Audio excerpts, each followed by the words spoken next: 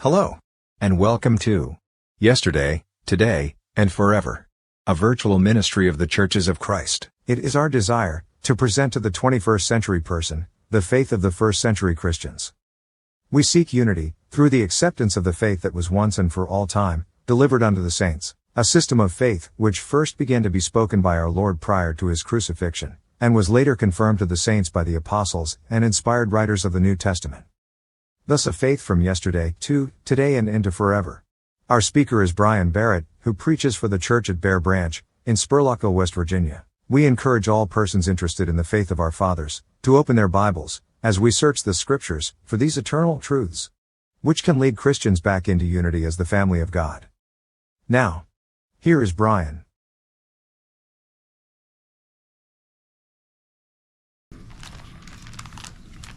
Good morning.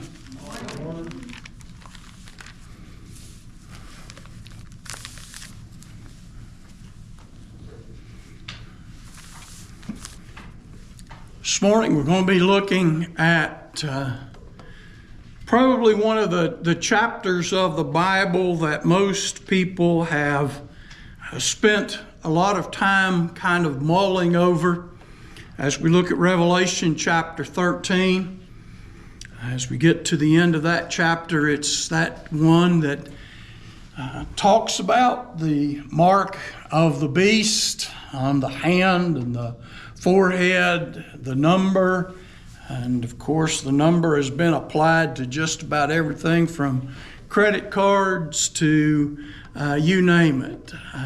Years ago, about every president that comes along, somebody tries to figure out how to get 666 out of their name.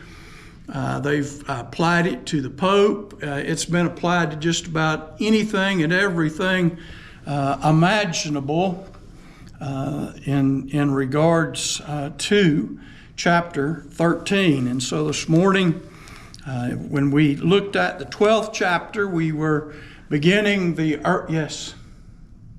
There's also a number for 616. Yeah.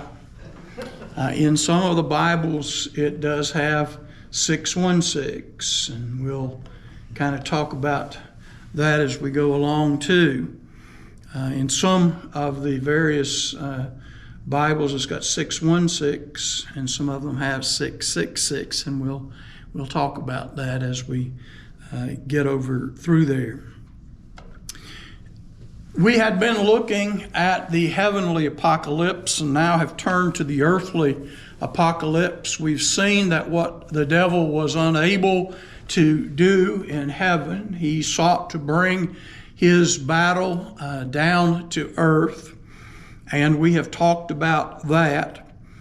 And so this morning, as we come into the 13th chapter, we will find that the dragon, the devil, rises up a nation so as to be able to do battle against the possibility and the hope of the Messiah and his kingdom.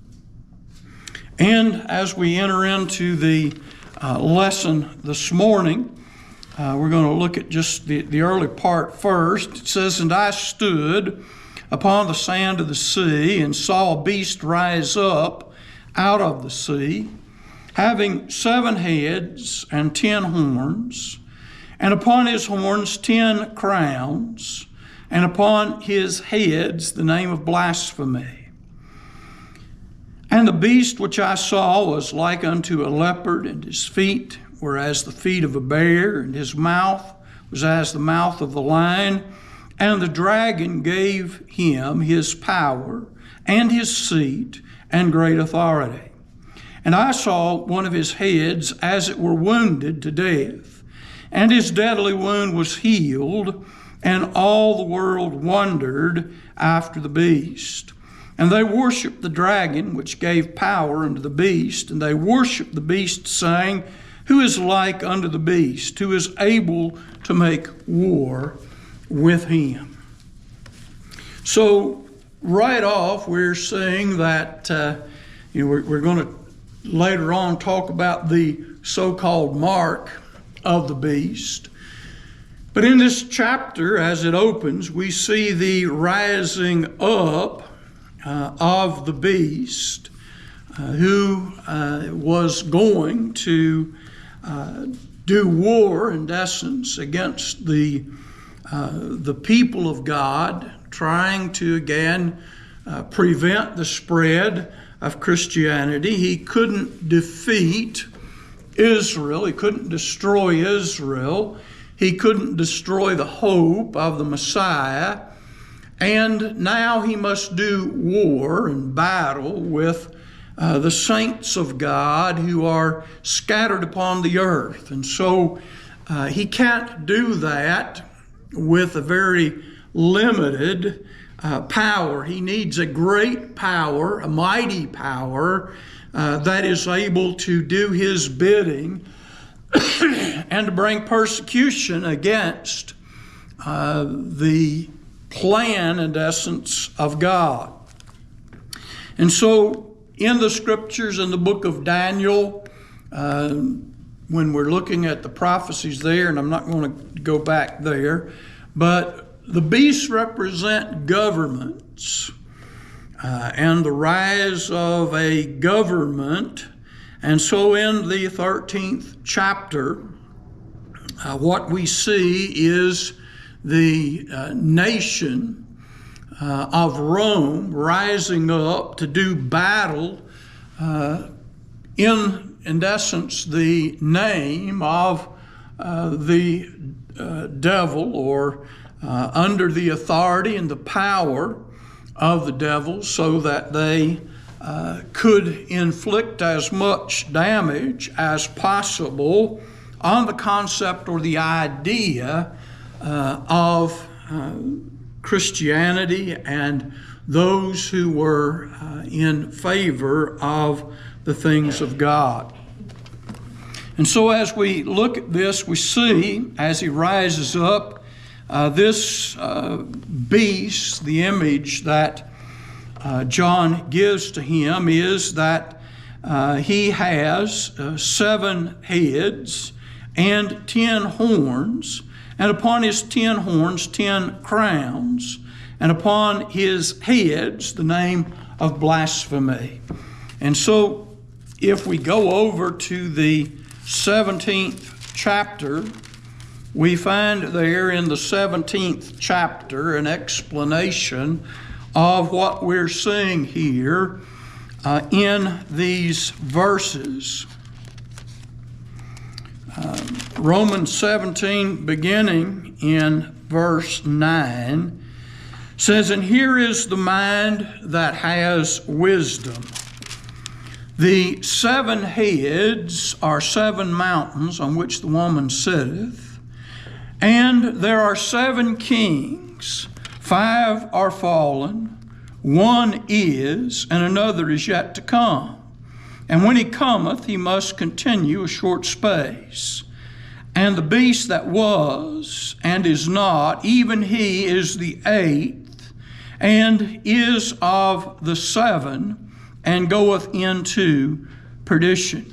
The 10 horns which thou sawest are 10 kings, which have received no kingdom as yet, but receive their power as kings 1 hour with the beast." And so in explaining what the beast in chapter 13 is, we see that the explanation that we're given here takes us to the 7-heeled city, of course, which is Rome. Rome is the city of 7 heels, and the number 7 also speaks about kings, rulers, those who reign. And in discussing the kings, he says that 5 have already fallen, and the 6th one is, and there is 1 yet to come, and there is another associated or attached also with that. And back again in the 13th chapter, we see that the beast that he saw, 1 of his heads were wounded, verse 3, to death.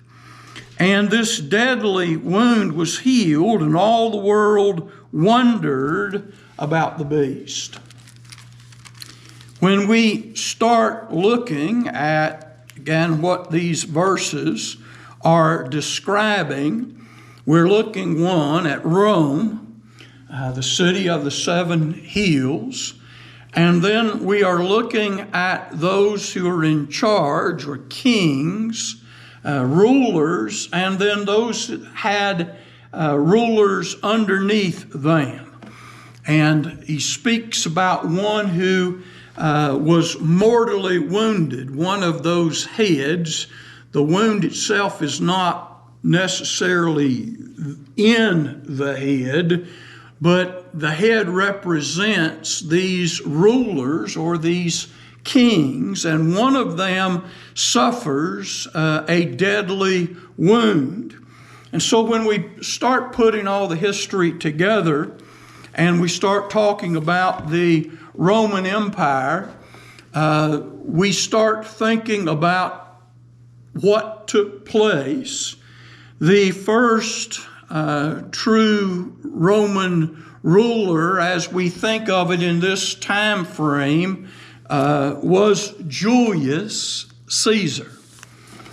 Julius Caesar had control, and we all know the story about the Ides of March, and we know about what happened with Brutus and the Senate. What did they do to Julius Caesar? Well, the original got killed. He was, in essence, assassinated on the Senate floor by the Senate. They killed him. And so his power was thought to be over, that by killing him, they would defeat, in essence, his plan of having rule and reign over Rome. And so the Senate wanted its power. However, they did not fully destroy, and so as if to rise from the dead, there were other Caesars that came along.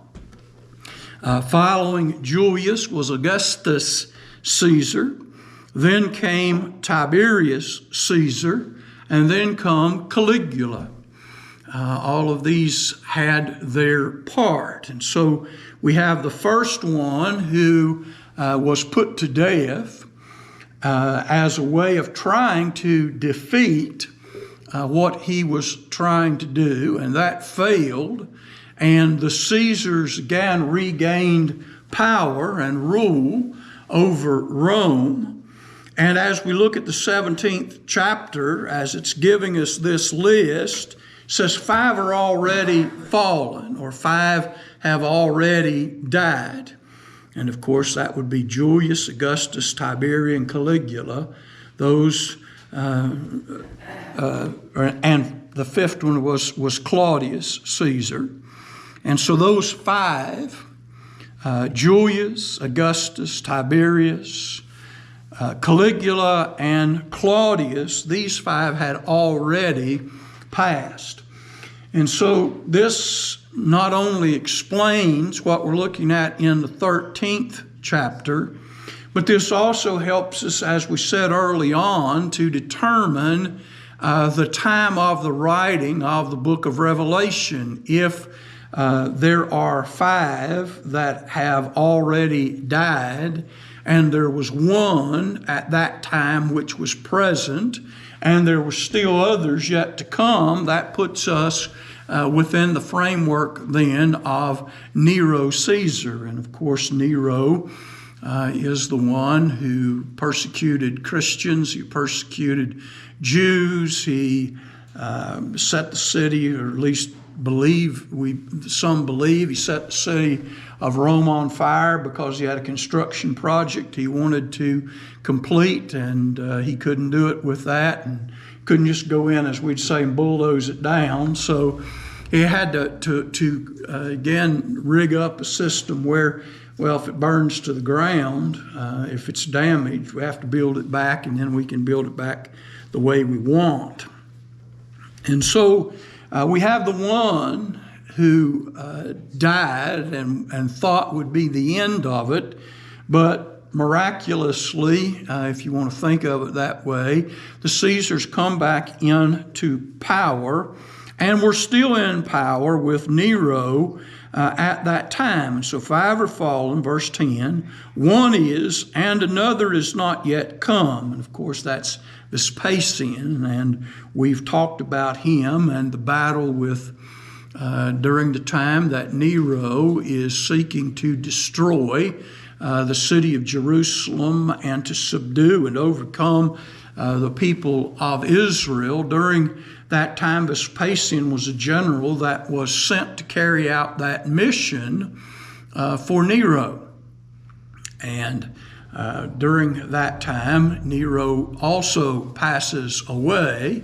Vespasian returns to Rome, where he assumes the role of Caesar and rules in place of Nero, and he will continue for a short time. And then his son Titus, who Vespasian again sent to Israel to defeat, and he did bring final defeat of the city of Jerusalem. And he eventually will take his father's place, and he will be replaced by Domitian later on. And Domitian becomes a very stern and very powerful persecutor also of the church and of the things of God, uplifting, upholding the various desires of Rome to subdue the nations. And so we're looking here at the devil rising up, helping to bring about these kings, the Caesars. And he was just, Julius was just the first of this. Now, we will, and I guess we can, just to understand the time frame. If you go back to 2 Thessalonians,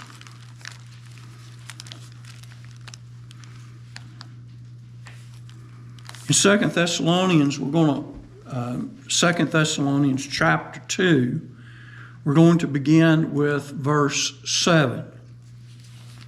As Paul is writing, he says, "For the mystery of iniquity," the mystery of iniquity, "doth already work." And so at the time Paul was writing, there was this iniquity, this sinfulness that was brewing, and one who would take control of that. It was already, the seed was already growing and going. When John wrote in 1 John 2, he said, you hear about the Antichrist, but even now, many Antichrists have went forth. And so Paul here says that the mystery of iniquity doth already work. Only he who letteth, and the word letteth there means to restrain. It doesn't mean to allow. That's one of the places where the King James words is really the exact opposite. So in other words, that which was restraining or holding back this mystery of iniquity, this very powerful thing, is again being restrained until he be taken out of the way, or until the release of this evil. And this evil again comes back into the 13th chapter as we see Nero rise up, and we see the persecution of Rome, and we see all those things beginning. But they were kind of restrained or held in check until the appropriate time, and again would be released.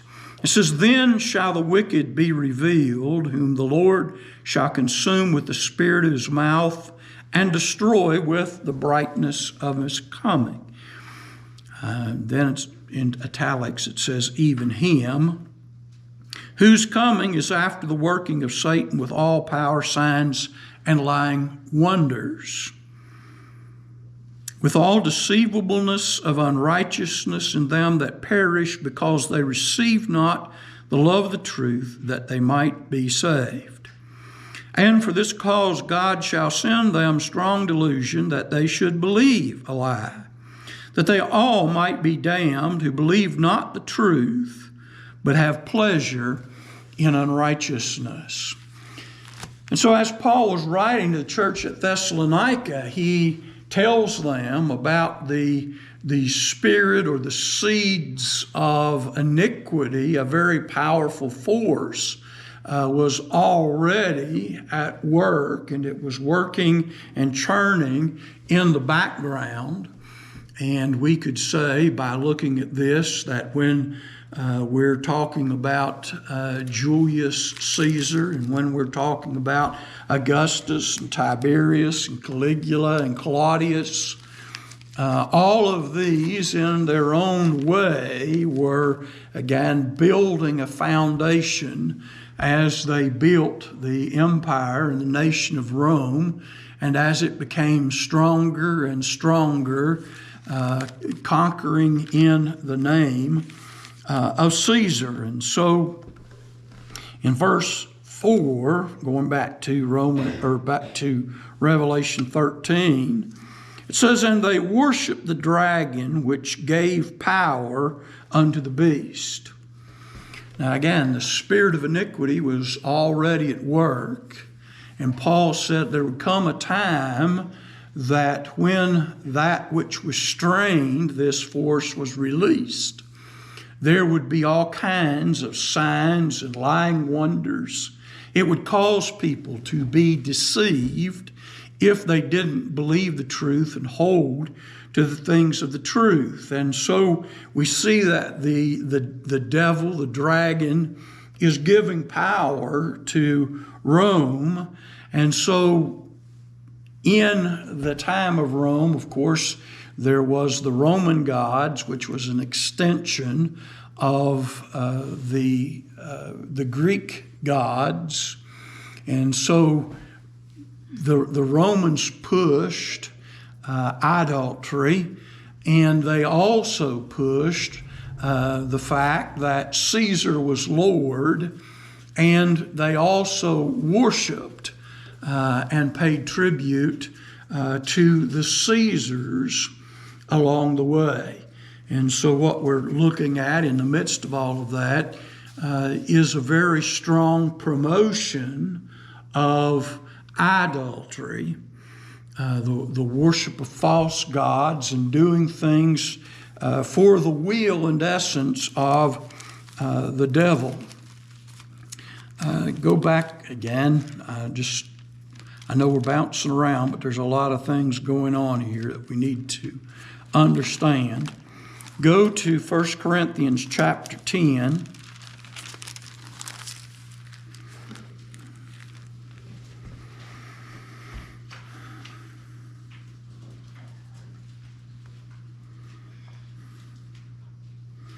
We'll start verse 19. "What say I then? That the idol is anything, or that which is offered in sacrifice to idols is anything?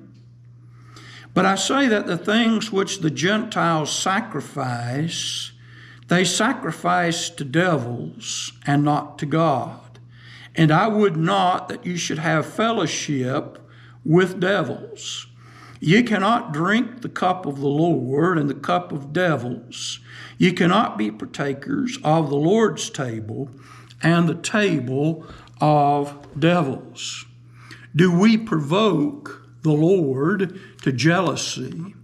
Are we stronger than He?" And so Paul again defines some things that John is telling us by worshiping idols, by worshiping the emperor, and truly believing that he has some type of God-like status in worshiping Rome itself. There's just a lot of false gods, false ideas, false conditions. And Paul tells us there in 1 Corinthians 10, all of this, everything that the Gentiles do in regards to idols and idolatry, whether we're talking about Zeus or whether we're talking about Caesar or whether we're just worshiping the nation of Rome and its power, whatever capacity that is, Paul says it all has to do with nothing more than worshiping devils. And of course, as we look at these verses here in Revelation 13, it is the dragon, it is the devil that gives them the power.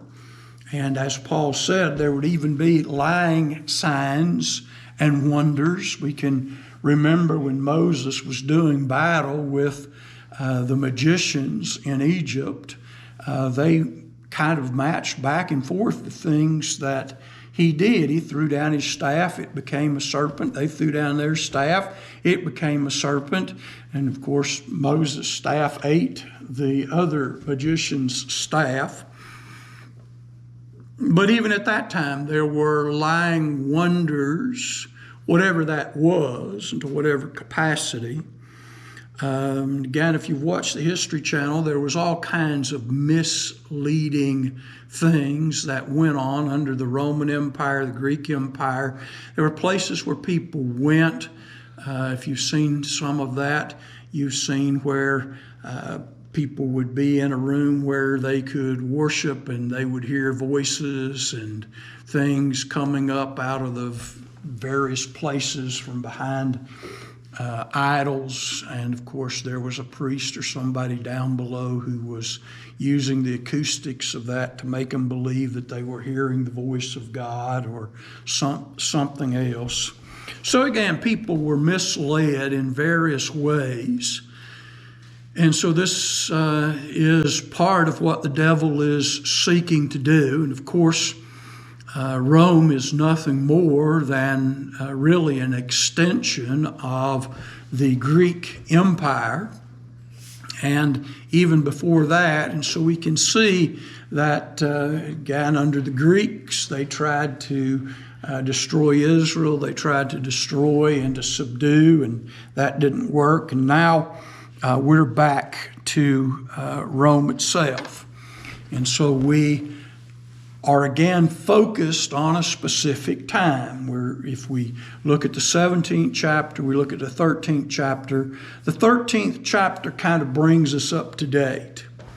You know, there was this beast that come up, but then John tells us that the true nature of the beast started with Julius, and it continues all the way up to Nero. And again, if you've looked at any of these individuals, many of them were crazy as a loon. That's the best thing I can say. I mean, sometimes you wonder about their mental capacity. And so don't necessarily going to say that they suffered from demonic possession, but I'm also not going to say that they didn't, because we know very well at this same time that demonic possession was taking place.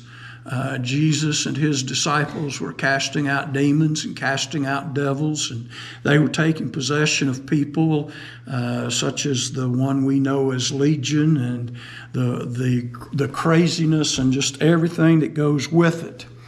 And so there was a lot of things going on and had been going on. And as Paul said, that mystery was already starting before its manifestation. And of course, manifestation starts with the persecution that ultimately will end with the destruction of Jerusalem, but then it will begin to focus later on Christianity itself. Once Jerusalem is destroyed, and once the things of Israel are kind of derailed, the devil finds out that, again, he hasn't really been able to destroy the church, even though it started in Jerusalem.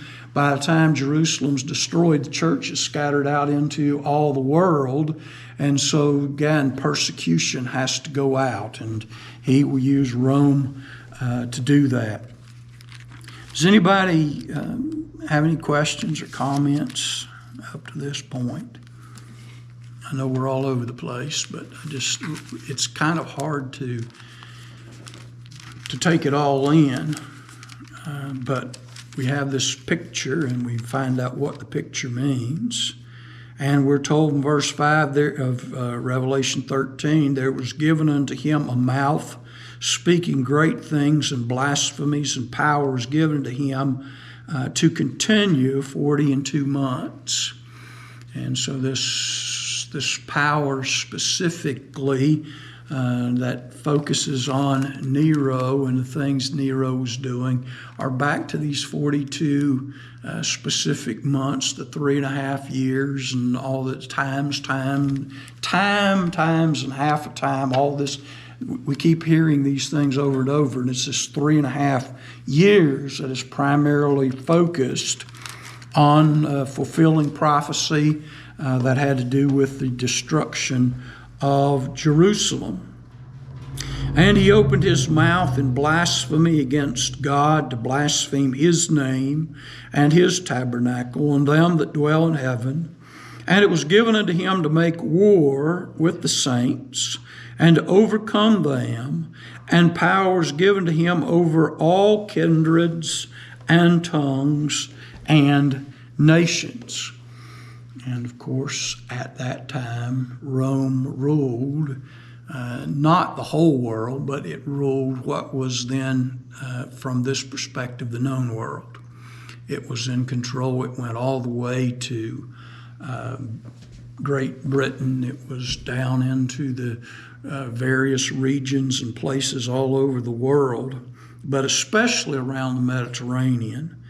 And I find it interesting, again, in King James we have this word. It's translated here as kindreds, but everywhere else in the New Testament it is translated tribes. We've talked about this before. And I don't really know why specifically they chose to translate it kindreds.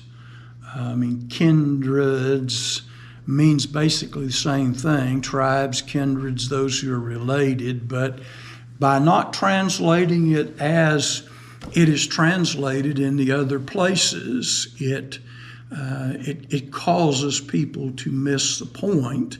And we're starting with the tribes of Israel, which of course was Levi, and they had power over the Levites, they had power over the tribe of Benjamin, they had power over Judah, all of that, and also tongues, where all the different languages were spoken. Then it comes to nations.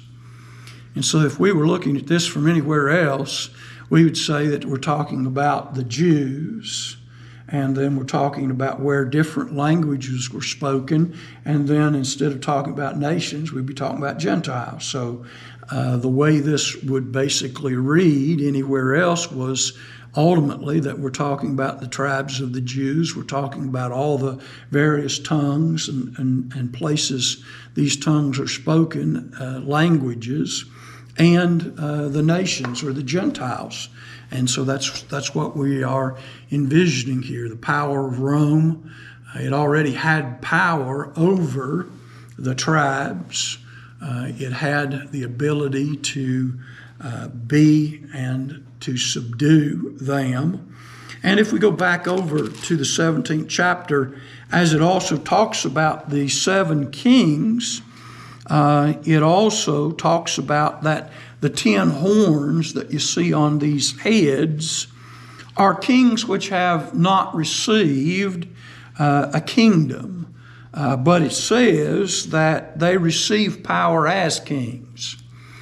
It doesn't mean that they're going to have or be fully kings, but what did the Romans do in the areas where they ruled. I mean, Caesar was Lord, but what else did they do? Who was Herod? Herod was a king. Was he? Did Herod really get to make his own decisions? Not really. In all the different places along the Roman Empire, in different portions and parts of the world, there were token kings that had been set up as rulers. They had power as kings, but that power was given to them by the beast. The beast giveth, the beast taketh away. The devil gives them power and presence and all. But again, if they challenge the beast, if they challenge Rome, if they challenged the Caesars, then they took a long walk off a short pier. They had things that might just happen to them. And so, as we're looking here in the 13th chapter, we see this beast of the Roman government by the Caesars, of the Caesars, for the Caesars. I mean, everything was for them. And under them were their kings who received power as a king, but they were not really true kings in the fullest sense of the word. And so they exercised their authority through these kings to have impact upon, as we say, Jews, people of every tongue, language, nation. And ultimately, verse 8, and all that dwell upon the earth shall worship him whose names are not written in the book of life of the Lamb slain from the foundation of the world. Historically looking at this time, what was the predominant religion of the world? It at best was idols. It wasn't Judaism, was it? I mean, it wasn't the Judaism and Christianity wasn't yet a force to be reckoned with, in essence, throughout the world. Though the gospel had been preached throughout the world and the seed had been sown, the influence, people wanted the power of Rome. They wanted the prestige that went along with that. They did whatever it took. They worshiped whatever king. When we look at Paul's, yes? We've been started with the Greeks, with their gods, Zeus and all of those. And the Romans, they basically... Yeah, they took the gods of the Greeks and they just changed them to Roman names. And if you look at the Vikings and some of the others and all of their gods, they're basically, again, the same gods that the Greeks had, only the Vikings were a little bit more independent and they had a different name for their gods. But there are parallels. But yeah. And so, we have all of this, and so the world was still suffering greatly. When Paul went into many of these cities, yes, he suffered persecution of the Jews, but in various places like Philippi and other places, they became upset because they were taking away from the temple. They were afraid that they were going to reduce the concept of idolatry and Diana, the worship of Diana and others, that if they continued on this, it was going to ruin their economy, so to speak. And so when we look at the realm of the world during and we go beyond the borders of Israel, We're looking at the battle of Christianity with idols, and so that's where we're at. And the thing that really does this is the gospel's message. Those who don't know anything about the gospel, those who have been given over wholly to adultery, that's as Paul looked at Athens, he saw that the city was wholly given to idolatry. They just collected all kinds of gods. He said, you're too superstitious, you're too religious. And so John says that the world is going to be deceived by these idols and these false gods and false teachings, except for those whose names are written in the Lamb's book of life. And of course, that would be the ones who have been obedient to the things of God, who know the difference between idols and the true God, who know the difference between the things that idols taught versus the things that Christianity taught. And so we see the beginnings of this battle also between Christians and Rome that's going to take place as time goes on. And so just as Paul said in 2 Thessalonians 2, as we read there just a while ago, those who love not the truth, those who don't believe the truth, those who don't accept the truth, will believe a lie, and the end result of that is that they will all be damned. That's a pretty strong statement. But this whole process is later on over in the 17th chapter, in verse 11, when it starts looking at some of the last of this list, says he will go off into perdition. Perdition is damnation. And so he will guide, lead everyone into damnation who believe not the truth, whose names are not written in the Lamb's book of life, who don't accept the things which are being taught in the scriptures, being taught by the church. And so that gives us the picture, that lays the foundation of all of this. And then John says, if any man have an ear, let him hear. Pay attention to what is being said. And one of the things that happens, it says, he that leadeth into captivity shall go into captivity, and he that killeth with the sword must be killed with the sword. Here is the patience and the faith of the saints. This is a warning, and the writer gives this warning. There was going to be a great deal of temptation for the Christians to get involved with the things that were going on. And as a Christian, when you see the war between Rome and Israel and the things that are going on, which side are you more likely to get involved with? Israel, right? I mean, many of them were Jews. Many of their lineage was the Jews.